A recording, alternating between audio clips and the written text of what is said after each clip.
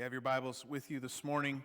I encourage you to open up on your phone or your physical Bible, and we're going to get to Numbers chapter 13 and 14 today.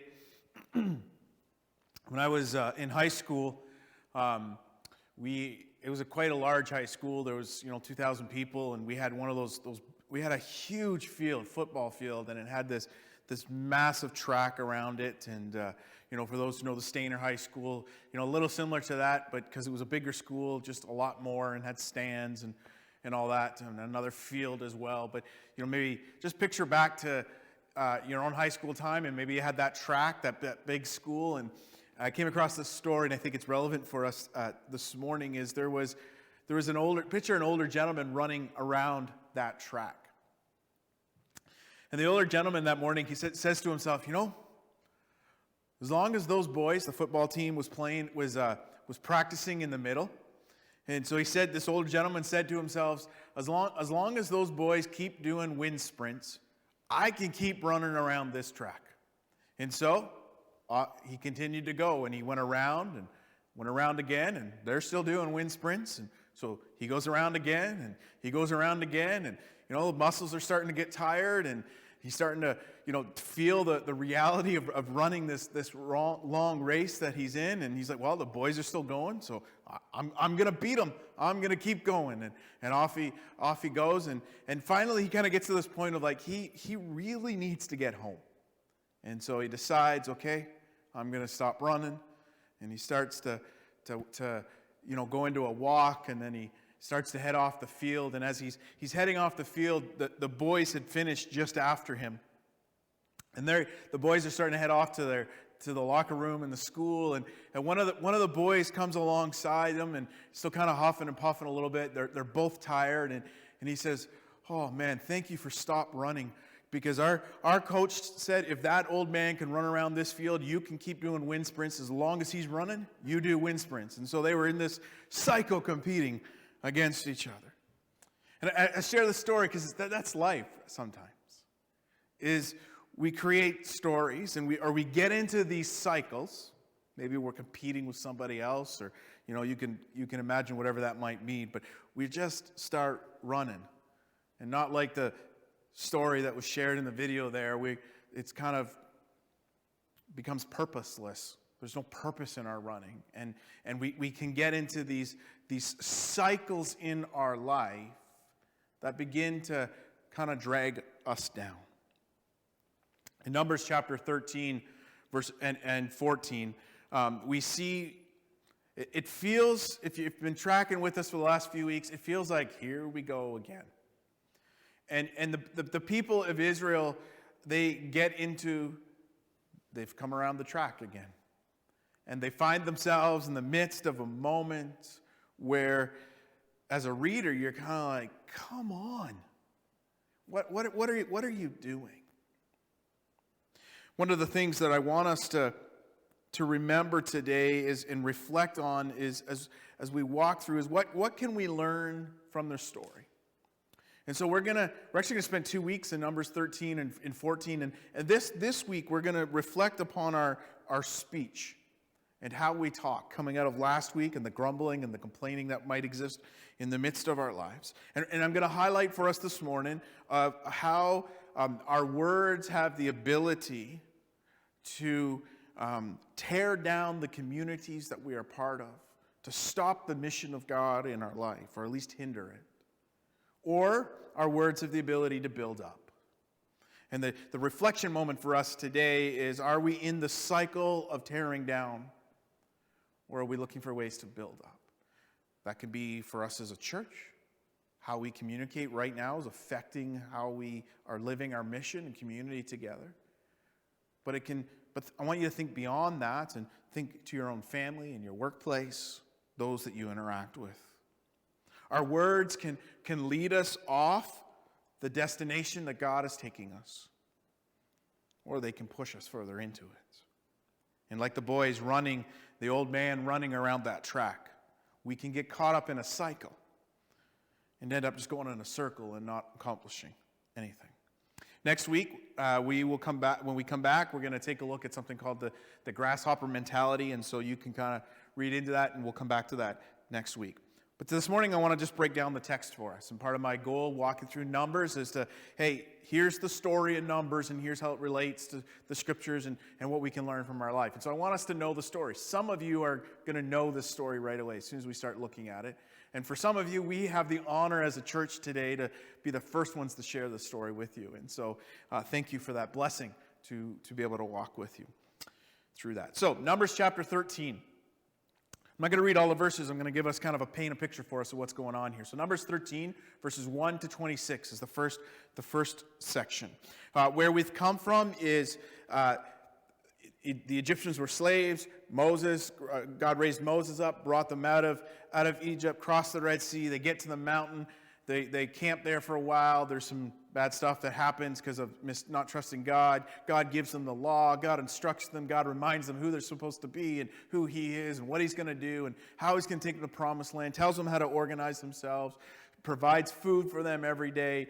He says, okay, it's time to go. Off they go. They start traveling towards the promised land that God has said. And they are literally like on the edge of the promised land. And, I'm on the stage here. Like the next step is off the stage. They're literally right there. Like they can see the promised land. They look into it. There's kind of this imaginary line, perhaps, that's there. And verse 1 says that the Lord spoke to Moses, instructing them to send spies out to the promised land and report back what they see. 12 people, one leader from each of the tribes, 12 tribes of Israel. Verse 17 shares with us that they were to go into the land and they were to kind of check it out. Tell us how big the cities are, or if they're small cities. Tell us what are the people like. This is kind of reconnaissance. Observe life. What's growing in the land? Is it good fruit? Is it bad fruit? Where are good places to live? Where's the water? What are the people like? Bring back some of the fruit. And when you come back, we want to hear what this new land is like. Now, on a little side note, if I can take a little side trail for a moment. If you're reading this story and you happen to turn into the book of Deuteronomy, which is the next book in the Bible after Numbers, is one of the things you'll see is the story of Numbers is retold in the book of Deuteronomy. And there's some contextual, some issues with the text because the story in Deuteronomy is told slightly different. The story in Deuteronomy says that the Israelites came to Moses and said, hey, Moses, can you send people into the land to spy it out as we prepare to go? And so this raises some questions for us on a text issue of hey, what's going on? What story is true? Is one wrong? Did one person get it wrong in the retelling of the story? There's a couple things I would say for those who get worried about perhaps a contradiction that might seem here is one is both authors, Numbers and Deuteronomy, probably have a slightly different purpose in their writing for us. And number two is to highlight the big picture hasn't changed. And what both of these texts highlight for us is that there is an unbelief amongst the people. They didn't trust God. And some of the spying, I wonder, at least in the book of Numbers, was God's way of trying to build their faith, to show them what they can accomplish and what God has for them, and the fulfilling of His promises. Both of the situations in Numbers and Deuteronomy, we see the text call us to the unbelief and the rebellious nature that seems to be for God's people in this story. So the story continues. Let's go to verse 26 to 33. And let me just read for you verse 26 and 27 for us today. At the end of the 40 days, so just in case I didn't mention it before, Moses, they were to go in for 40 days and spy out the land. At the end of the 40 days, verse 25, they returned from spying out the land. Verse 26, they came to Moses and Aaron and to all the congregation of the people of Israel in the wilderness. And they brought back word to them and to all the congregation, and they showed them the fruit of the land. Verse 27, they told him, we came into the land to which you sent us. It flows with milk and honey, and this is its fruit. Sounds exciting. This is great. But notice the next verse, 28, however, this is the but. But there's a problem. And what happens is they go on to not share with the people what they saw. They make a judgment call here. They go on to declare, we're not really sure that God really knows what's in that land. I don't know if God actually knows what's going on, because the people in that land, they are strong. They have big cities. The people who live in that land, they are giants, and there is no way that we can take them. There is no way we can conquer the land that God is sending us into. Remember, there's 12 spies, and 10 of them respond with this conversation. But there's 2 of them. Caleb is one of them, and Caleb speaks up, and Caleb is right away is like, we can do this. Let's leave right now. Like they're on the the edge of the property line. Like, what's holding us back? Let's get going. And let's go right now. Don't listen to these guys. We can take this land. Conversation you might want to have later in the week is with your family or your small groups, is your huddles, is what's the difference between the conversations that are taking place? You have Caleb, who's ready to take the new land that God has promised, and you have the other 10 who are like, there's no way. Don't spend as much time on the surface issue. What's going on underneath them? Where's their heart at? That this kind of talk is coming out. Why do they see it so different? Let's move into chapter 14. Chapter 14, verse 1 to 19. After hearing this report back from the 10 spies, the fire is lit. And it's as if in this moment the people of Israel, they're like, let's put some more wood on that fire. And it says in verse 1 of chapter 14 that the people raised up a loud cry and they wept. The people began to complain. Not only did they begin to complain, they said, we should just go back. We should go back to our bondage. Now, some of you know what that's like. Some of us get too hard on people when they go back to their old ways and their own sin, because what happens is, and we forget this when we follow Jesus for a long time, is sin actually brings comfort in our life. And there's a reason we want to go back to it. And so let's just turn around now.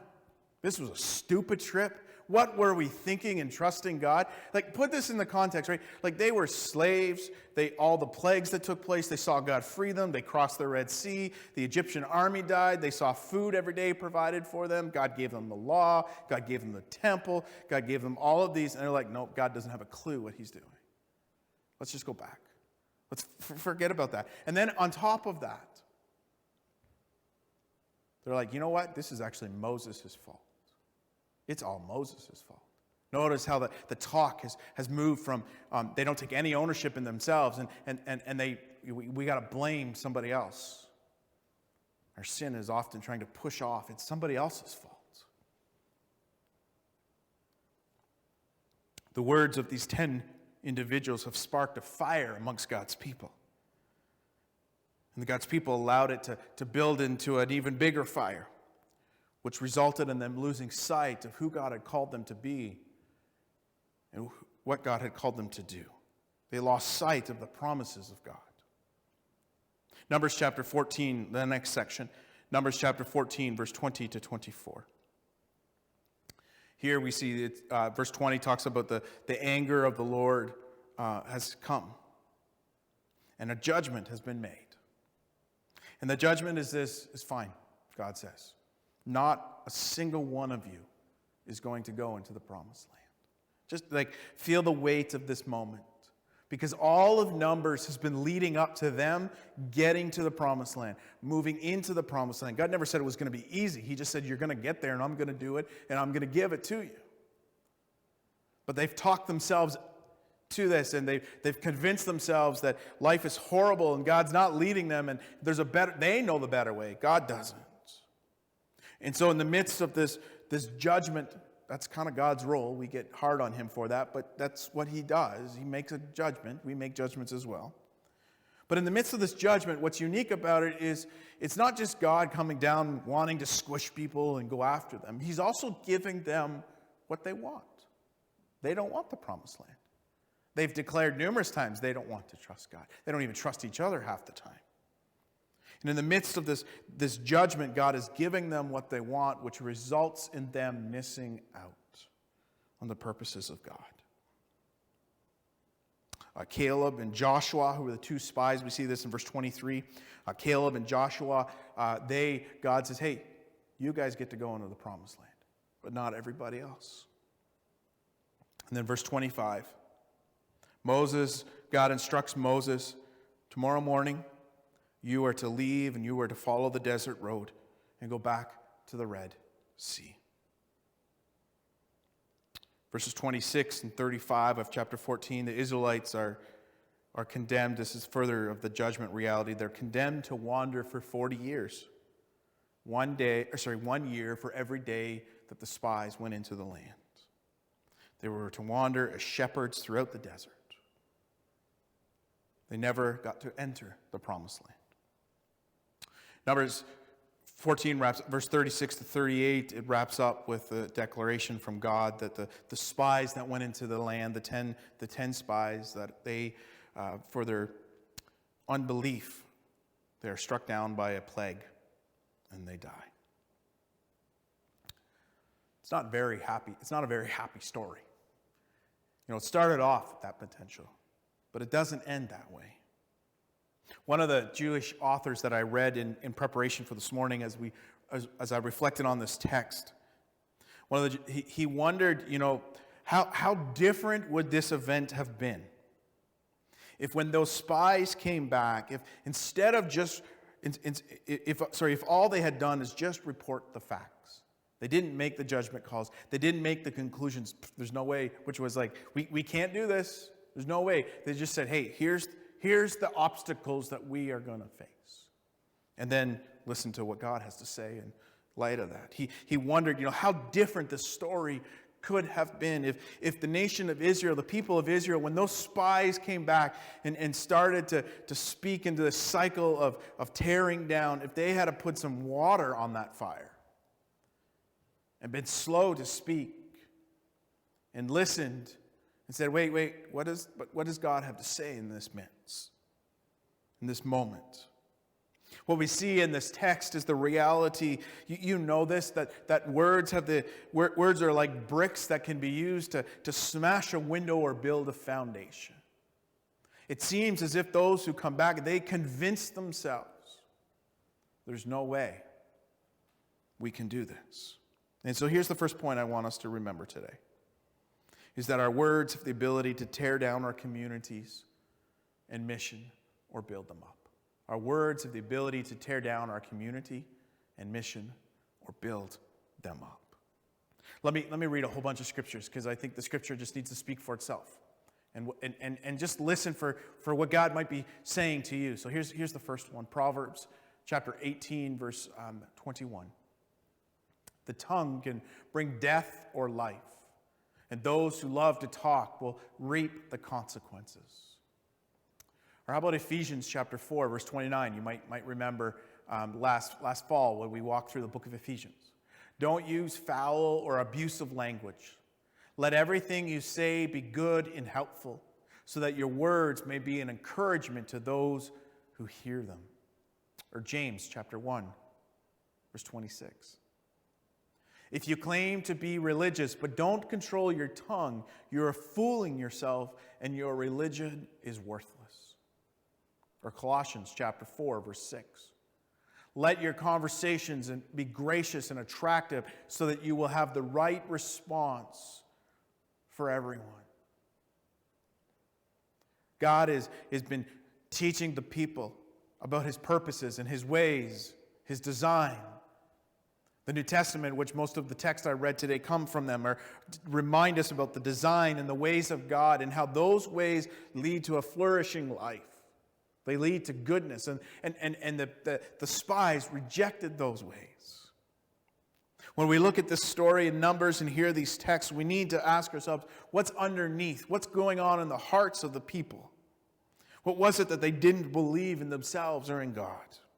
There was a cycle that we see in the life of the people where they were talking through their talk, were tearing each other down. They chose to speak negative about their community and the things of God.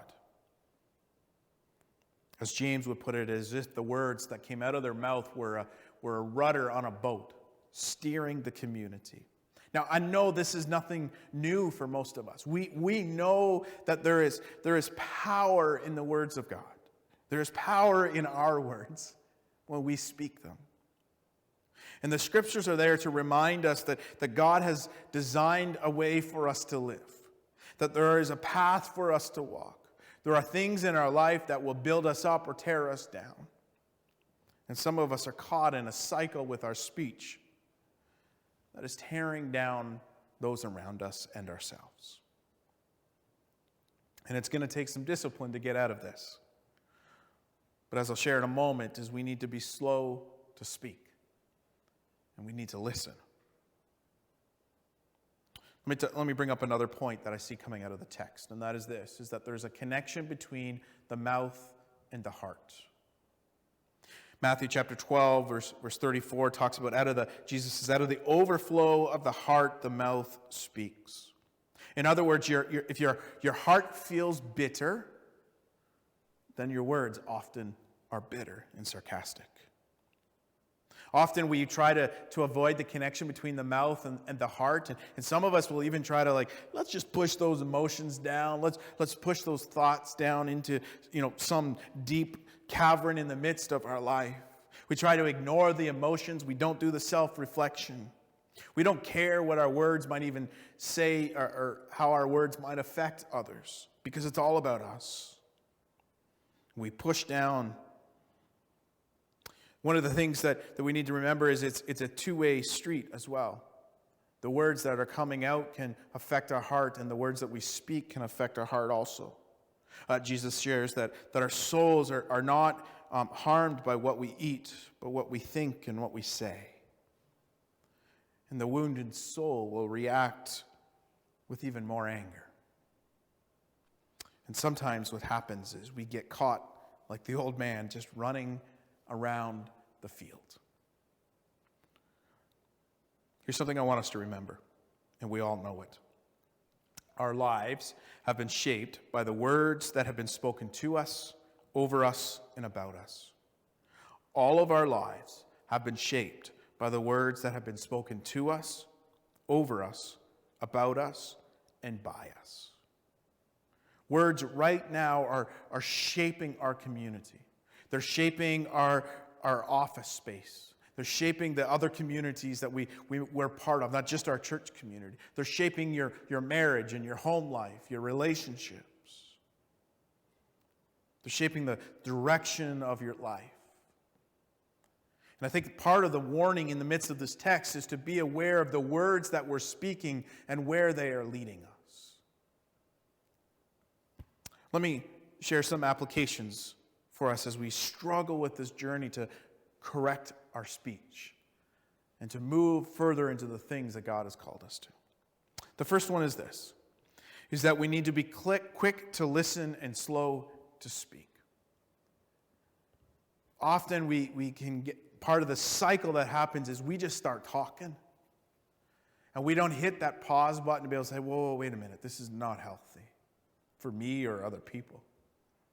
Being quick to listen. Think how different it would have been for those in this moment when those spies came back, and instead of jumping in with them, which is what we saw earlier, is grumbling has this way of pulling people in. And instead of saying, hey, wait, slow down, and starting to evaluate the obstacles and reminding ourselves of who God calls us to be. See, that's part of the slowing down. We don't have to always respond. Now, some of you, that's really hard, because some of you are like, as the other person is talking, you're already thinking about what you're going to say. You're not listening to them. And part of slowing down and being quick to listen and slow to speak is just wait and listen. We see on social media so often people have to respond right away because even in life, we feel we have to defend something. Why? Especially when it comes to God. Let God take care of himself. If we're in the midst of disagreements with someone, we got to defend our side because it's right and they're wrong. What if we just said, okay, and move on. Part of slowing down to listen before we speak is realizing, is this something that we need to engage in? Does the person actually want to get better, or do they just want to push whatever out? And so we want to learn to be quick to listen and slow to speak. Number two is we need to have regular rhythms of rediscovering God's designs and ways. One of the biggest problems, which I think happens in the book of Numbers here, is they refused to listen to the rhythms and the designs and the ways that God was giving them, which helped them see life, was supposed to help them see life different. Because they ignored the ways and ignored the thoughts from God, that new promised land looked very scary. And what happens is we have to work at this. And it's hard because of COVID for every one of us. I'll guarantee the regular rhythms of life got blown up. But now we have an incredible opportunity to evaluate what we were doing and create something new and some hopefully healthier rhythms that help to keep us centered, that call us back to rediscovering the designs and the ways of God. We need these every day in our life. Third is to practice encouragement. There's a couple points I want to share in here is practice encouragement. This is a way to deal with the vicious cycle of negative speech in our life. The first one is this. I want to talk to those who are married. Here's a challenge for you. We're coming in this last Sunday of April. We're coming into May next weekend. And, over the next 30 days, what if you took the challenge to every day to be purposeful in encouraging your spouse? To find two ways to encourage or to give thanks. And I would find ways over that time to do it publicly, not just behind the closed doors. But find ways to be intentional, to speak goodness and encouragement into your spouse. I encourage you both to walk through that. One practical. Here's another one. Is pray for your enemy. Is pray for them. Instead of speaking more hatred, be able to pause and go, okay, how do I love this person? How does God see this person? The prayer that we pray at the end of the service today, we've been doing the last number of months, which comes out of the book of Numbers from Aaron, this blessing. That's a prayer that we could start praying over people. Number three, part of encouragement goes back to what I said earlier. Be quick to listen and slow to speak. How can you say what you're about to say in an encouraging way? Now, there are moments we need to give good criticism. There's nothing wrong with criticism. And I understand that sometimes we might say something and the fault is on the other side because the person hears it a certain way because of their past and all their own struggles. But we need to do our best to try to understand when we go, oh, I don't think they heard it the way I meant to say it. That's the slowing down part. And we try to, and part of our communication is trying to find ways to communicate in a healthy manner. That's going to build up and not tear down. The last one is this. Because Israel doesn't do this, and I think we need to, and I think scriptures call us, is we need to own the fires that you have started. Now, I'm speaking on the negative side. I think our speech, there's positive fires, James says that our speech can be like a fire that will light a whole forest on fire. And he's talking about the negative side, but I think there's a positive side. But let's just focus in on that negative for right now. Is we need to own the fires that we have started. Christ calls us to humility and to confession in the midst of our life. And that means that we own our own sin. And we start the road of confession and repentance and of turning away. And confession, and it's not about, I'm sorry, I won't do it again. That's a lie. Understand why you're doing it. And real repentance and real confession is about turning the corner. And so you got to rewire yourself and let Christ help you in the midst of that. Our words matter. Our words are powerful. We all know this. And so here's my hope for us as a church, as a community, is that we would be a people who recognize the power of our words and use them to build up. We have a horrible example in Numbers of how words completely derailed the people of God. And we have a choice right now to take control of our words. God said He would send the Spirit to help us. He'd provide a community to help us. He'd provide systems for us. We have a choice to allow our words to build the community, to build our families, or to derail them. Let me close with this. Two things, because I know I'm catching up on time here, and so the worship team can come forward. One is you can go to sixlinechurch.com/blog, and there's some extra resources, a great talk by Andy Stanley, and a couple other resources. There's some small group conversations or huddles you can get there. But for those with families, here's an incredible conversation you can have at lunch today or supper. I don't know, maybe you're going to skip lunch, but maybe it's at supper. Is talk about how are we talking to each other in our family? How over the past week have our words built our family or tore down our family? How as a family could we move to the encouragement side? What do we need to apologize for? And just be able to allow that conversation to lead into some healthy conversation of how we can use our words to build us up. Let me pray quickly, and the worship team's going to, I think it's Mighty to Save is what we're doing. It is, okay, it's going to lead us in